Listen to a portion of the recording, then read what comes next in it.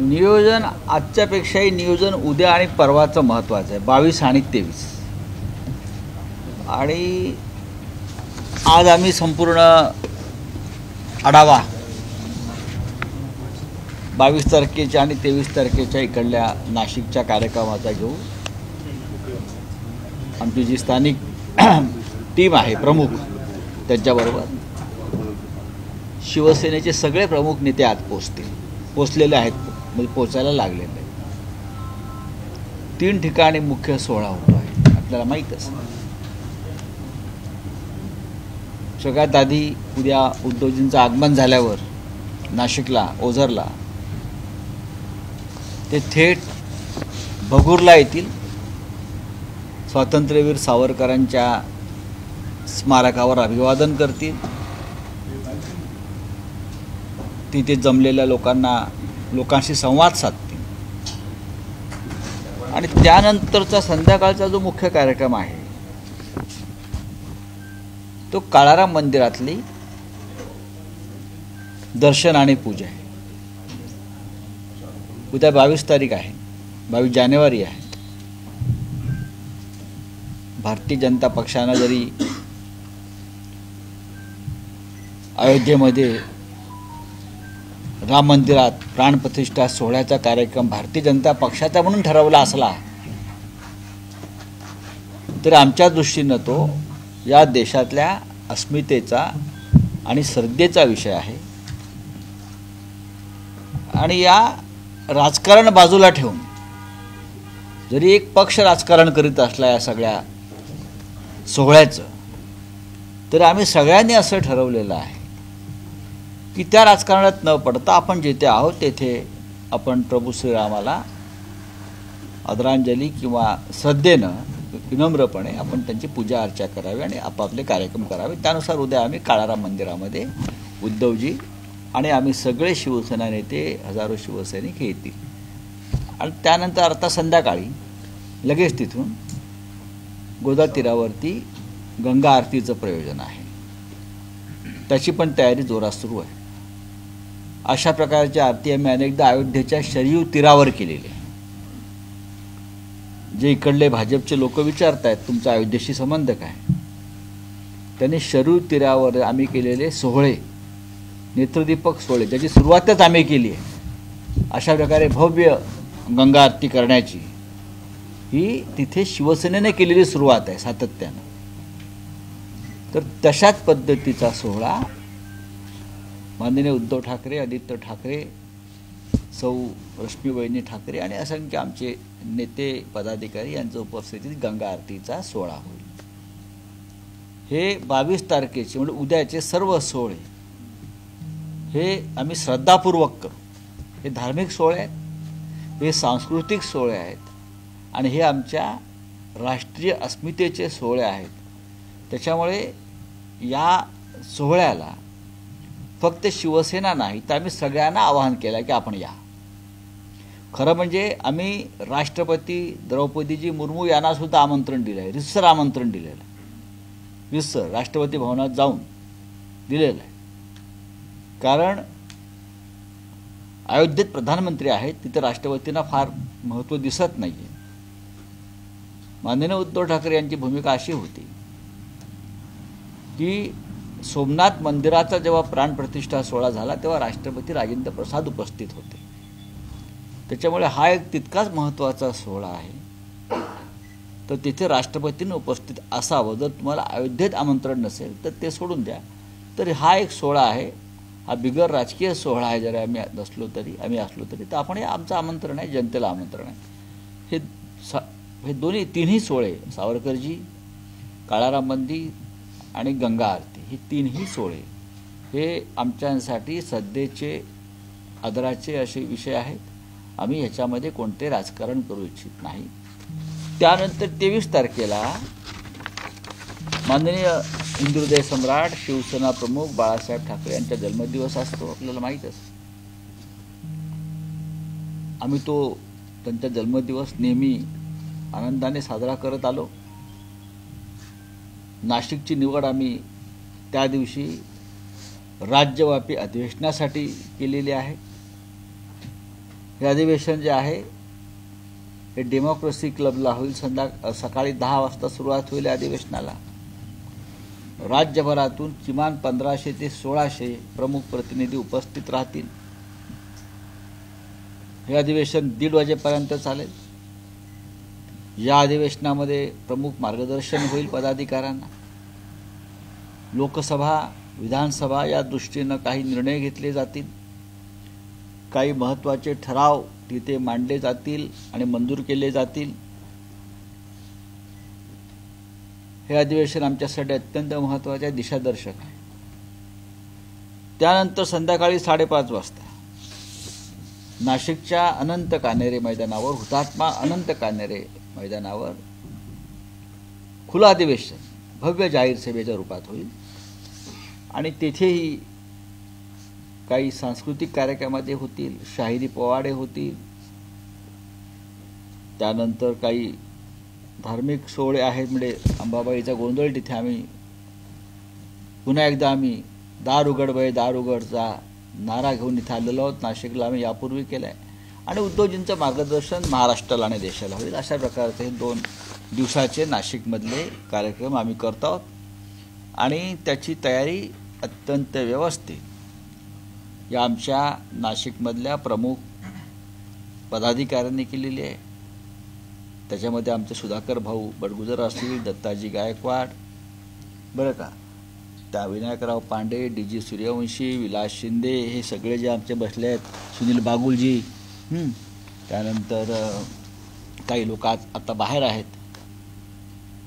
वसंतराव गीते असतील, करंजकर असतील, या सगळ्यांनी, दिंडे आमचे, या सगळ्यांनी ही जबाबदारी नाशिकची आपल्या शिरावर घेतली. आणि गेल्या काही दिवसापासून ते अधिवेशन, शिबिर आणि इतर सगळ्या सोहळ्यांच्या यशस्वी होण्यासाठी पराकाष्ठा करत आहेत. उद्या उद्धवजींचं आगमन झाल्यावर या संपूर्ण कार्यक्रमाला सुरुवात होईल. साहेब, अयोध्येचा जो विषय आहे, देवेंद्र फडणवीस यांनी आज सकाळी ट्विट केलेला आहे. कार सेवेमधला एक फोटो त्यांनी ट्विट केला आहे की नागपूर रेल्वे स्टेशनवर कार सेवेला जात असताना याआधी ते त्यांनी कधी कार सेवा केली, ते कधी त्या सगळ्या लढ्यात सहभागी झाले, असे प्रश्न उपस्थित करण्यात आले होते. त्याला त्यांनी त्या ट्विटच्या माध्यमातून बघा, त्यांनी काय ट्विट केलंय मला माहीत नाही. त्यांनी जे प्रश्न उपस्थित केलेले आहेत ते शिवसेनेच्या सहभागाविषयी केलेले. हा अत्यंत हास्यास्पद आणि पोरकट प्रश्न आहे. जर कोणाला हा प्रश्न पडला असेल की अयोध्येच्या लढ्यात शिवसेनेचं योगदान काय आणि ते कधी होते, तर असे प्रश्न विचारणं हे कोत्या आणि संकुचित मनोवृत्तीचं लक्षण आहे. अख्ख्या देशाला माहिती आहे की अयोध्येत शिवसेना काय करत होती, हे शिवसेनेचं योगदान काय, हिंदू हृदय सम्राट बाळासाहेब ठाकरेंचं योगदान काय आहे. त्यातले जे करसेवक होते, ज्यांनी प्रत्यक्ष तिथे सहभाग घेतला, त्यातले अनेक करसेवकांना आम्ही उद्याच्या शिबिरामध्ये आमंत्रित केलं आहे सन्मानानं. आम्ही त्यांचा सत्कार करणार आहोत. आणि डेमोक्रेसी क्लबला त्यासाठी एक प्रदर्शन आम्ही केलेलं आहे शिवसेनेच्या सहभागाविषयी, ज्या आमच्याकडे उपलब्ध काही त्या संदर्भात. जसं त्यांनी आपला एक जुना फोटो टाकला आहे नागपूरच्या फडणवीसांनी, तशी छायाचित्र, पोलीस स्टेशन, आमच्यावर झालेल्या कारवाया, आम्ही हजर राहिलो कोर्टापुढे, ते सगळं आमच्याकडे आहे ना. तुम्हाला पुरावा द्यायची गरज नाही आम्हाला. तुम्ही कोण? तुमचे लोक पळून गेले तिथून, सगळ्यांना माहिती आहे. आणि शेवटी बाळासाहेब ठाकरेंनी जबाबदारी स्वीकारली. यापेक्षा मोठा पुरावा काय असतो? तुम्ही नागपूर स्टेशनला आहात, पुढे पोहोचलात का? नागपूर स्टेशनचे फोटो आहेत आमच्याकडे, प्रत्यक्ष घुमट्यावरचे आहेत ना व्हिडिओ. नागपूर स्टेशनला गेले असाल फिरायला, आपण सगळे जात असतात लोक ना. लहानपणी काय नागपूरला फिरण्याची जागा स्टेशनच होती. मला त्याच्याविषयी वाद करायचा नाही आहे. इथे प्रत्येकाचं योगदान आहे. लालकृष्ण अडवाणी असतील, मुरली मनोहर जोशी असतील, उमा भारती असतील, त्या काळातले आमचे शिवसेनेचे सगळे खासदार तिथे उपस्थित होते. मनोहर जोशींपासून सरपोतदारांपर्यंत.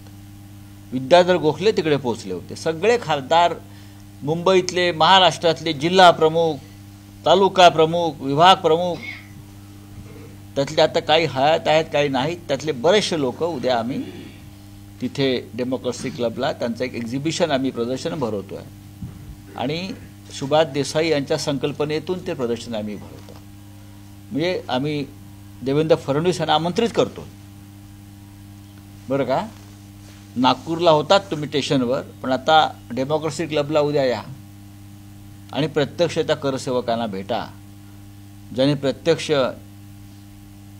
फक्त इथे ऑपरेशन कमळ होत नाही, ऑपरेशन बाबरी पण होतं. बरं, हां, आपलं मत असं आहे की फक्त नागपूर स्टेशनपर्यंत. मी असं म्हणत नाही, मी असं काही म्हणालो नाही. त्यांनी नागपूर स्टेशनवरचा फोटो टाकलेला आहे.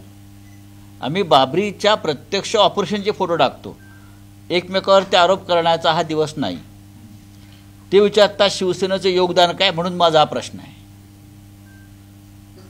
शिवसेनेचं योगदान काय हे समजण्यात का तेव्हा त्यांचं वय नव्हतं. कळलं का? आता त्यांनी इतिहास टाळला पाहिजे, इतिहास समजून घेतला पाहिजे. त्यानंतर ते शिकले, वकील झाले, राजकारणात आले. आता त्यांनी हा सगळा इतिहास मागचा समजून घेतला पाहिजे की काय होतं आणि काय नाही. बरं का, जरी आपण प्रत्यक्ष त्या इतिहासात सहभागी नसलो घडवण्यात, तरी महाराष्ट्रात मराठी माणसाला इतिहास समजून घेण्याची जिज्ञासा असते. तो इतिहास समजून घेतला पाहिजे आणि मग त्यांनी शिवसेनेचं योगदान काय, बरं का, ह्याच्यावर भाष्य केलं पाहिजे. मी अत्यंत जबाबदारीनं आणि आदरपूर्वक बोलतो आहे.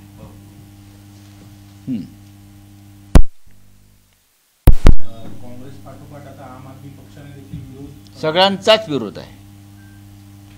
ईव्हीएम आणि वन नेशन वन इलेक्शन हे दोन्ही फ्रॉड आहेत. हे फक्त भारतीय जनता पक्षाला कायमस्वरूपी सत्तेवर राहण्यासाठी टाकलेलं फेकलेलं जाळ आहे.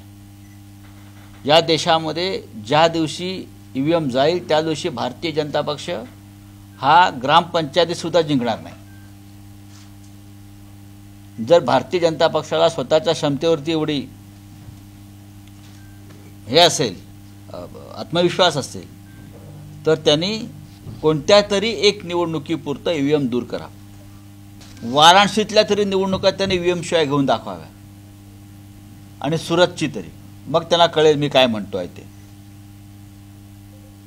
ईव्हीएम नसेल,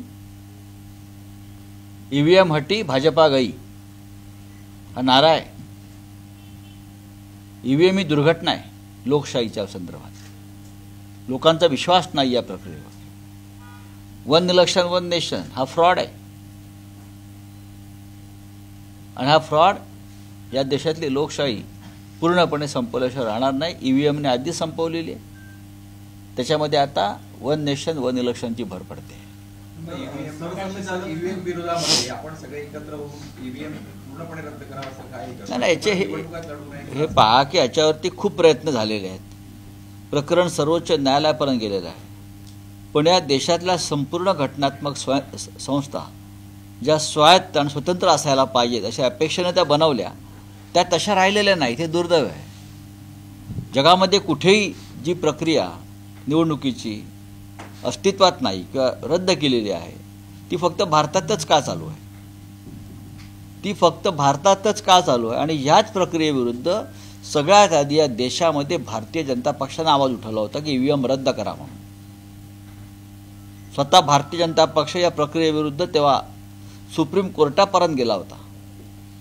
आज तोच भारतीय जनता पक्ष ईव्हीएमला कवटाळून बसलेला आहे. याची कारणं समजून घेतली पाहिजे. निवडणूक आयोग न्यायालयाने पण असं वारंवार आव्हान केलेलं आहे की ईव्हीएम फ्रॉड आहे किंवा त्यात गैरप्रकार होतात, हे सिद्ध करून दाखवा असं आव्हान केलेलं आहे. बघा की नाही, फ्रॉड हे आहे हे अनेकदा आपण सिद्ध केलेलं आहे. या देशामध्ये भ्रष्टाचार आहे, या देशामध्ये हुकुमशाही आहे, हे आपण सिद्ध करून सुद्धा न्यायालय गप्पा आहे ना. या देशामध्ये महाराष्ट्रामध्ये एक घटनाबाह्य सरकार चाललेलं आहे. या महाराष्ट्रामध्ये 10व्या शेड्यूलचं उल्लंघन करून पक्षांतर झालेलं आहे. हे पुरावे देऊन सुद्धा न्यायालयानं काही केलेलं नाही. न्यायालयाला कसले पुरावे पाहिजे? विधानसभा अध्यक्ष जी घटनात्मक संस्था आहे त्यांच्यासमोर सगळे पुरावे असून सुद्धा ते म्हणतात पुरावे मिळालेच नाहीत आम्हाला. अशा प्रकारे घटनात्मक संस्थांचं काम चालू असेल तर पुराव्याला कोण विचारतंय तुमच्या? चला, थँक्यू. प्रकाश आंबेडकर असं म्हणतात की 2 वर्ष उलटली आहे तरी काँग्रेस, राष्ट्रवादी, शिवसेना यांच्या जागा वाटपावर समझोता झालेला नाहीये. मी देतो. आपला काय मोहनराव भागवत साहेबांचं काय म्हणणं आहे? मोहन भागवतांचं असं म्हणणं आहे, त्यांनी एक लेख लिहिलेला आहे, त्याच्यामध्ये त्यांचं असं म्हणणं आहे की राम मंदिराचा आता लोकार्पण सोहळा होतं, तर या निमित्तानं रामाबाबत जे वादविवाद झाले होते ते सगळ्यांनी दूर करावे आणि एकजुटीने राहावं. सोमनाथ मंदिराबाबत जसं एकत्रपणा दाखवण्यात आलेला होता तसा एकत्रपणा राम मंदिराबाबत दाखवला नाही. कुठेतरी तुष्टीकरणाचं राजकारण आडवं आलंय. मला असं वाटत नाही, पण मी मोहनराव भागवत यांच्या मताशी सहमत आहे. आता अर्धवट झालेल्या मंदिरात का होईना पण राम लल्लांचं तिथे आगमन होत आहे. आम्ही त्यांचं स्वागत करतो आणि त्या आनंद सोहळ्यामध्ये आम्ही सहभागी होत आहोत. या बाबतीत आम्ही सगळे एकत्र आहोत. कोणाच्या विरोध असण्याचं कारण नाही. तुष्टीकरणाचं राजकारण फक्त तुम्ही तुमच्या जी पॅरेंट बॉडी आहे भाजपा त्यांना सांगा की तुम्ही तुष्टीकरणाचं राजकारण करू नका. देशात शांतता नांदेल. पण आपलं काय आंबेडकर साहेबांचं? प्रकाश आंबेडकरांनी शंका व्यक्त केलेली आहे. यांना खरंच विरोधी जे पक्ष आहे काँग्रेस, राष्ट्रवादी, शिवसेना यांच्या 2 वर्ष झाले जागा वाटपावर चर्चा होत नाही. यांना खरंच मोदी आणि भाजपला हरवायचं आहे का अशी शंका आहे. आम्हालाच मोदी आणि भाजपला हरवायचं आहे आणि आम्ही प्रकाश आंबेडकरांना सोबत घेऊनच हरवणार आहोत. राऊत साहेब, पण 48 आम्ही वंचित बहुजन आघाडी माननीय प्रकाश आंबेडकर यांच्या नेतृत्वाखाली ह्यांना सोबत घेऊनच आम्ही हुकुमशाही भारतीय जनता पक्षाने मोदींचा पराभव करणार आहोत. जागा वाटपाविषयी म्हणाल तर येत्या 2 किंवा 3 दिवसामध्ये साधारण 25 तारखेपर्यंत जागा वाटपाचा संपूर्णपणे तिढा संपलेला असेल. वंचित बहुजन आघाडीशी या संदर्भात चर्चा सुरू आहे. महाधिवेशन आहे साहेब नाशिकला, कुणाचे पक्ष प्रवेश वगैरे तुम्ही करणार आहे का किंवा असं काही प्लॅन आहे? बघा, अधिवेशन किंवा शिबिर किंवा हे सभा हे पक्षप्रवेशाच्या जागा नाही. इतकंच मी सांगेन. पक्षप्रवेश म्हणाल तर मातोश्रीवरती साधारण रोजच महत्त्वाचे पक्षप्रवेश किंवा इनकमिंग सुरू आहे. ठीक आहे, थँक्यू व्हेरी मच. महाविकास आघाडीच्या काळात बोगस एमओयूवर सह्या झाल्या असं उदय सामंत यांनी म्हटलेलं आहे. ज्यांच्यासोबत करार झाले ते होते. उदय सामंत हा एक बोगस माणूस आहे. बोगस माणसाला सगळं बोगस दिसतं. महाविकास आघाडीच्या काळात ते मंत्री होते बरं का, आणि महत्त्वाच्या खात्याचे मंत्री होते. हां, तेव्हा काय बिनकाचेचा गॉगल लावून बसले होते काय? आता किती सह्या झाल्यात आणि ती शाही जी सह्यांची आहे ती किती दिवस टिकते आम्हाला पाहायचं आहे. ज्या महाविकास आघाडीचं आपण मीठ खाल्लत मंत्री म्हणून तुम्ही त्याच्याशी नमक हरामी करून जे वक्तव्य आता करताय हे एका मराठी माणसाला शोभत नाही. हे लक्षात घ्या. महाराष्ट्राशी बेईमान करणारे वक्तव्य आहे. देश विदेशातील प्रत्येक घडामोडींचे लाईव्ह अपडेट मिळवण्यासाठी आता साम टीव्हीच्या सर्व सोशल मीडिया प्लॅटफॉर्मला लाईक, फॉलो आणि सबस्क्राईब करा.